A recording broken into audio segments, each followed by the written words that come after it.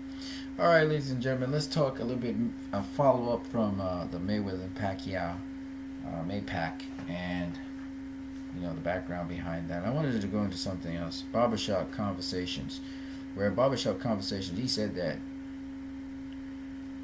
in the last 25 years, the number one boxer in his books is Roy Jones Jr. and number two is Floyd Mayweather Jr.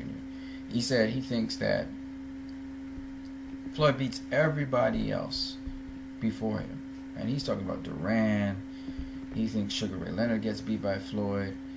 He thinks that even Thomas the Hitman Hearns gets beat by Floyd. But he says one guy that would beat Floyd, he thinks, after all of his studies and everything, would be Roy Jones Jr. Now, I got to thinking about that because there's a couple things you have to bear in mind. Roy was very athletic. He was God gifted, no doubt about that. He was also very skilled to some degree. He had a lot of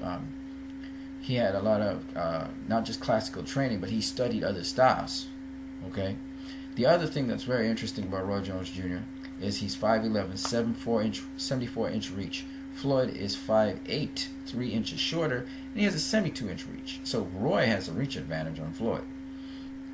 The other thing that you think about when you think about a fight with Roy and Floyd, let's just say they were in the same weight class or around about the same weight class. Let's say, for instance, Roy, campaigned quite a lot of cruiserweight for recent times, but Roy fought at middleweight, he fought at super middleweight, and then he fought at light heavyweight for quite a substantial portion of his career, and then he moved up to cruiserweight. He also fought at heavyweight for one fight, right? So Roy is no joke. But the thing that I'm saying is, let's say Roy was a middleweight, right? And Floyd was a super welterweight. Okay, or Roy was a super welterweight because he did begin his career at, I think he began his career at super welterweight. So let's just say that Roy, who's a super welterweight, faces Floyd, who's just a welterweight, and moves up to super welterweight to fight him, right? Then we're looking at the size of Roy.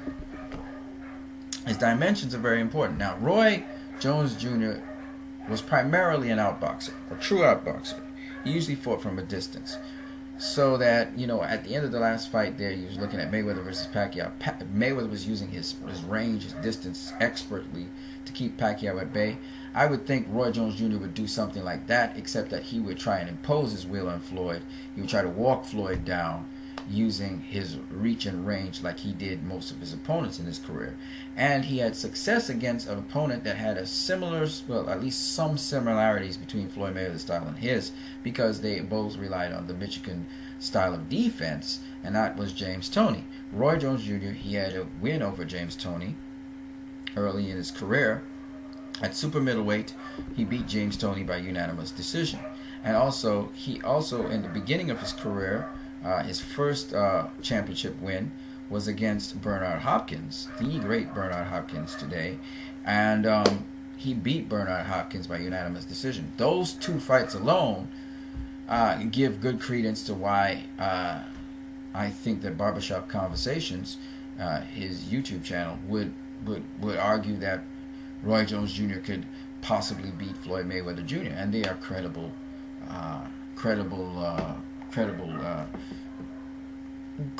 pieces of evidence that you can use. And not only that, he also beat another very good, very complete fighter, a fighter who's closer to Floyd than even Bernard Hopkins and James Toney, a fighter in the name of Mike McCallum. Mike McCallum at the time was 49-3-1 when he faced Roy Jones Jr. Of course, the one thing you have to bear in mind, Mike McCallum was very, very old. He was 40-something years old when he faced Roy Jones Jr. Both of them, by the way, are juniors. Floyd Mayweather Jr. and Roy Jones Jr. Both of their fathers were also boxers. I think his father was a middleweight boxer. But the point is, anyway, that he faced Mike McCallum and he beat him. Now, Mike McCallum was old, don't get me wrong. I'm sure a younger Mike McCallum would have given Roy a lot of problems because Roy could not hit Mike McCallum for the life of him flush, okay? Did he drop Mike McCallum? No, but he did catch him a couple times. But he could not knock out Mike McCallum. Just like he couldn't knock out Bernard Hopkins, just like he couldn't knock out James Toney. He said his hardest fight was James Toney.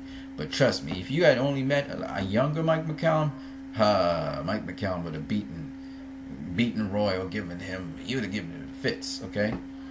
Anyway, the point is, these three boxers that Roy Jones Jr. faced are not jokey boxers.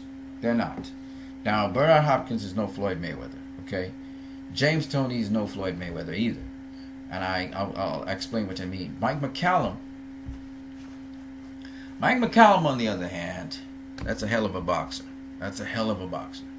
I give Mike McCallum a lot of kudos. Now, even though he didn't accomplish the things that James Toney accomplished, Mike McCallum has a little bit more dimension than James Toney does. You know, James Toney is beautiful on the inside. Don't get me wrong.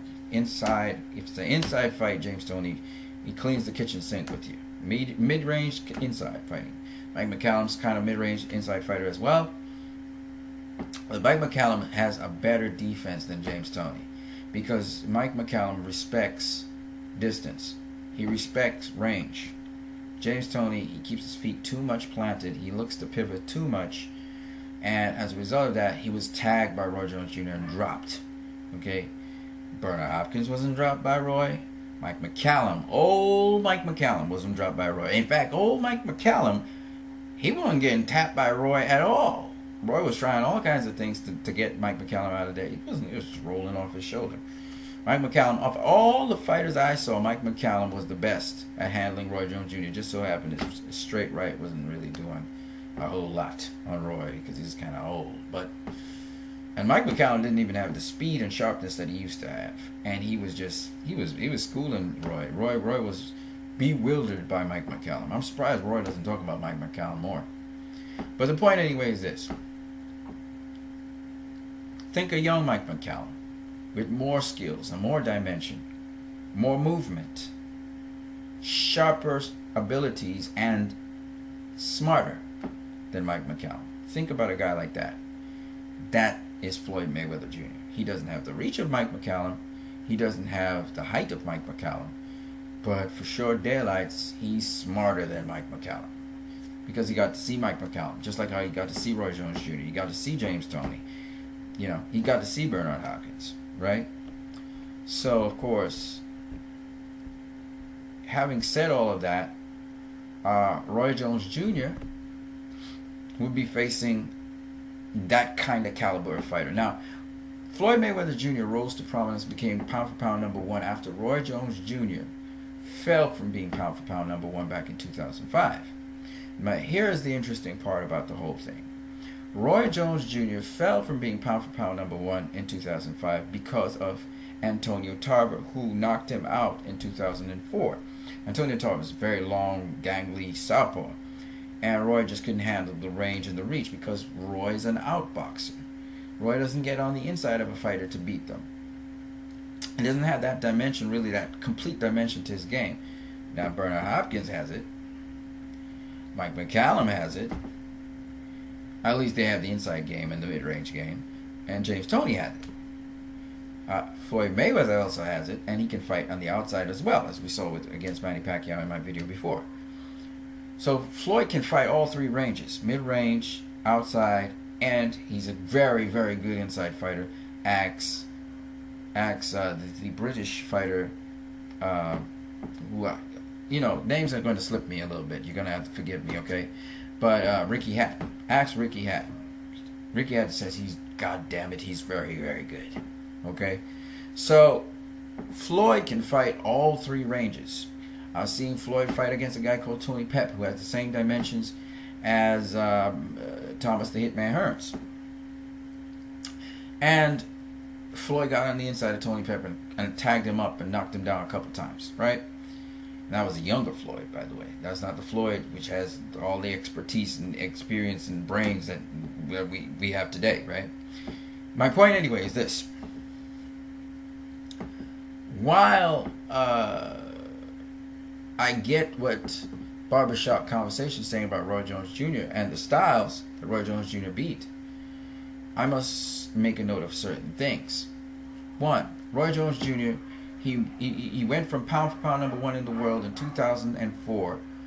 But Floyd took it over. 2005, and Roy never became pound for pound number one in the world after that. He disappeared from the scene, right? Here's the other point. Antonio Tarver knocked him out. Antonio Tarver is a taller, bigger, longer guy, right? Southpaw. Floyd's none of those things. But then after that, he was beaten by a fighter named Glen Johnson. Right here. Now, we could say that, okay, well, Roy was knocked out by Antonio Tarver. Probably didn't fully recover. It was 4 months after. Critically, their kudos, sensible statements. But the problem with that is this. When you look at Glen Johnson, he's not as tall as Antonio Tarver. He was 5'9". In fact, he is just simply 1 inch taller than Floyd Mayweather. The other thing is that Glen Johnson, he's an inside fighter. He fights on the inside. Yes, he's got a longer reach than Roy Jones Jr. Roy Jones Jr. has a 74-inch reach, I believe. There you go. But Roy Jones Jr. has 2-inch reach advantage over Glen Johnson. So he's taller. Glen Johnson has to throw that jab going upwards. And not only that, he's taller and he's also not longer, but because an inch reach is good. But he's an outboxer. So Glen Johnson would have to get past Roy Jones Jr.'s jab to get on the inside. And Glen Johnson, he would do it by feinting the jab, inching in, and using something called the high guard. And he was able to tag Roy Jones Jr. by feinting a jab, which Roy Jones Jr. caught, and going over the top of Roy Jones Jr.'s catching to catch him with a sort of chopping overhand right. But this was at close range. Glen Johnson had to close that distance on Roy Jones Jr. to catch him, because Glen Johnson, he fights on the inside. And he was fighting on the inside, wearing down Roy Jones Jr. And in the 9th round, he caught him with the overhand right and pretty much put Roy Jones Jr. to sleep. My point anyway is not that Floyd would put Roy Jones Jr. to sleep, but that if Floyd closed the distance on Roy, he could get to Roy's body, he can get to Roy's head, because Roy doesn't have the greatest defense in close range. That's the problem with Roy. He shells up, tucks himself in, and squares up. And then you can catch him with hooks, or you can get him to pry open his defense by making him catch a shot. And once he's catched that shot, you go over the top. Like a 1-2. It's like what Sergey Kovalev kind of like against Andre Ward, where he opened up Ward, so he made Ward think he's throwing this jab, so Ward tries to counter the jab. Once you open them up like that, you can nail them down the center with the straight right. And that's basically what Glen Johnson did to Roy Jones Jr. And Glen Johnson is of a similar height, not similar reach, but similar height to Floyd Mayweather. So I'm just saying these things just to say this, that it's not as simple, at least Barbershop Conversations should know, it's not as simple as just you look at Roy, you look at Floyd. Roy is taller, he's longer, he's quick. Floyd is also quick. And think just because Roy seemed to have beat something that was similar to Floyd's style, that he would beat Floyd. Floyd doesn't just have the style, the Michigan style that James Toney had. He's not just an all-around fighter like Bernard Hopkins that takes away things from you. He's not, well, he's very much like Mike McCallum though, but Mike McCallum was old. My point anyway, it's very hard to hit Floyd, period. But the point is this, that Floyd also incorporates the style of Glen Johnson. If you ever go watch Floyd Mayweather versus Zab Judah, both of them have the same reach, same height. Zab was a southpaw. If you look at the style that Glen Johnson was using, the high guard style, to come after your opponent, that's what Floyd used against Zab. And to some extent, that's what he also used against Shane Mosley. And my point is this, Floyd can use a multitude of different styles to get past your defense. And if Roy Jones Jr., he's trying to get to Floyd's body and his head and stuff, you're going to have a problem when Floyd adopts the style of Glen Johnson. And he's coming to you like that. You're not going to be able to tag him from the side or Luke punches across him. And you're not going to be able to feint him. And the older Hopkins against the older Roy Jones Jr., I mean, Roy Jones Jr. wasn't in his prime at that point in time. But you saw that in the rematch between Hopkins and Roy Jones Jr. Roy Jones Jr. he just couldn't get past Hopkins' his high guard, his double guard, and that's all Floyd would have to do to walk to Roy, get on the inside, and then start beating him up, right? So I'm just saying, and Floyd is much more mobile than James Toney by far. But my point is, I'm saying that these are things that Floyd can do, which James Toney couldn't do. James Toney was just relying on rolling, and he wasn't relying on the high guard. He wasn't relying on remote footwork like how Floyd does it, like Pernell Whitaker does it.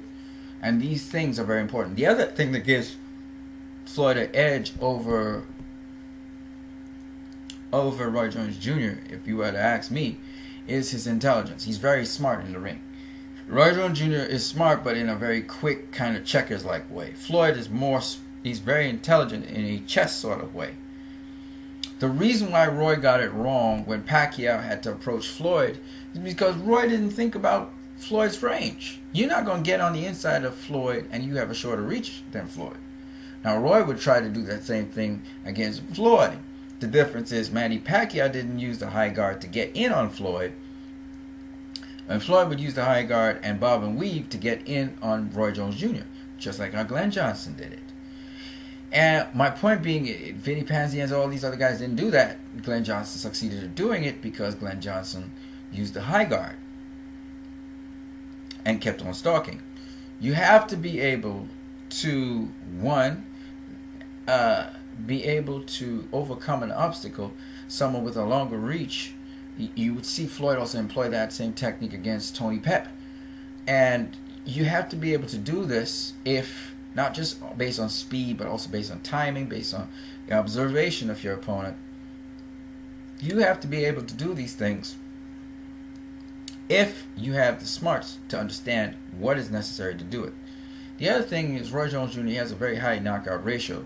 But if you look at the really good fighters that he faced, and you can just look through his listing if you want, those fighters were never knocked out. So fighters like Bernard Hopkins never got knocked out, right? I'll excuse Danny Green and Dennis Lebedev. They're bigger guys, they're cruiserweights. Roy went up in weight and he got his ass knocked out by them. Joe Calzaghe didn't get knocked out, right? Felix Trinidad, who was knocked out by Bernard Hopkins, he didn't get knocked out by Roy Jones Jr., even though he was outclassed to some degree. Antonio Tarver never got knocked out. These are the better opponents. Glen Johnson never got knocked out, of course. John Ruiz never got knocked out, but he's a heavyweight. He wasn't really a better guy. He was more of a hugger. Julio Cesar Gonzalez wasn't knocked out. He was outclassed, but he wasn't knocked out. Reggie Johnson wasn't knocked out. Again, he was outclassed, but he wasn't knocked out. Lou Duval wasn't knocked out. These are the better fighters, right? Virgil Hill was old, so I'll excuse him. Mike McCallum wasn't knocked out, and he was old like crazy. That does a lot of tribute to how good Mike McCallum was. James Toney wasn't knocked out. And of course, Bernard Hopkins wasn't knocked out.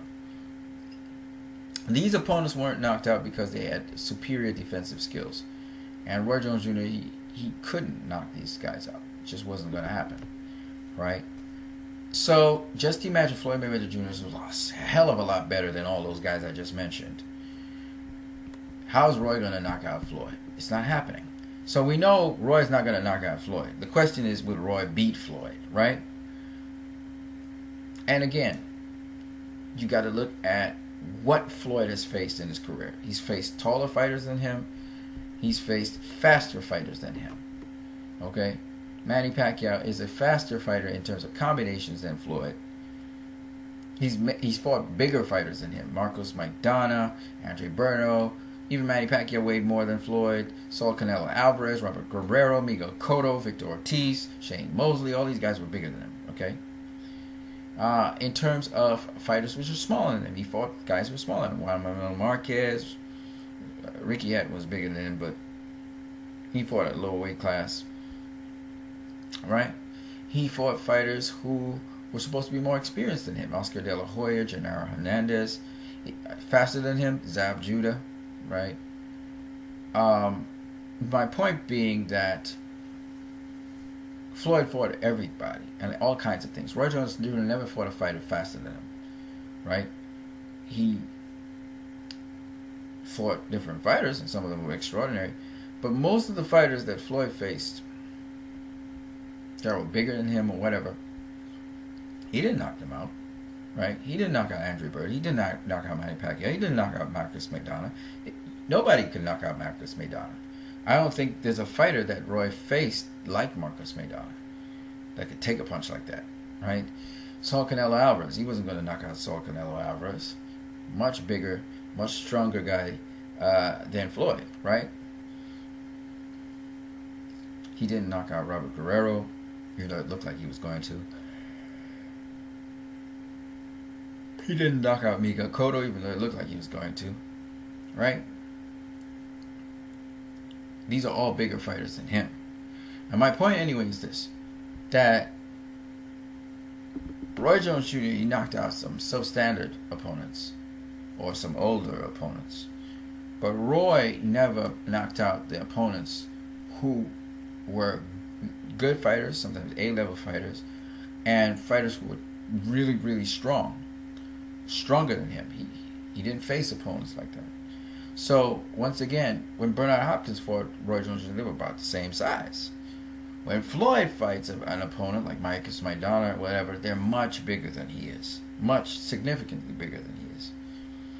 So, once again, what I'm saying to you guys is you have to factor all these things in to the equation when you're talking about Roy Jones Jr. facing Floyd Mayweather Jr. And quite frankly, if Barbershop Conversations saying that Floyd would beat Thomas the Hitman Hearns, then obviously I believe that Floyd would also beat Roy Jones Jr. because it's all about length, it's all about size at the end of the day that you're talking about to me. It's not so. I mean, Roy is much quicker than Thomas the Hitman Hearns, and he's got more variety, and he's very flamboyant. But at the end of the day, and he's very athletic. So at the end of the day, the question is, while Roy might look like he could bully Floyd, he would learn very quickly that Floyd ain't going nowhere, and he's got enough defense to stand in front of him and get on the inside of him and then do some work on him. So, like I said, I'd pick Floyd Mayweather to beat Roy Jones Jr., even though Roy Jones Jr. was a hell of a boxer. I think that Roy, the problem with Roy is he's good at one particular range. He's not good at, once you get inside that range, he's kind of normal.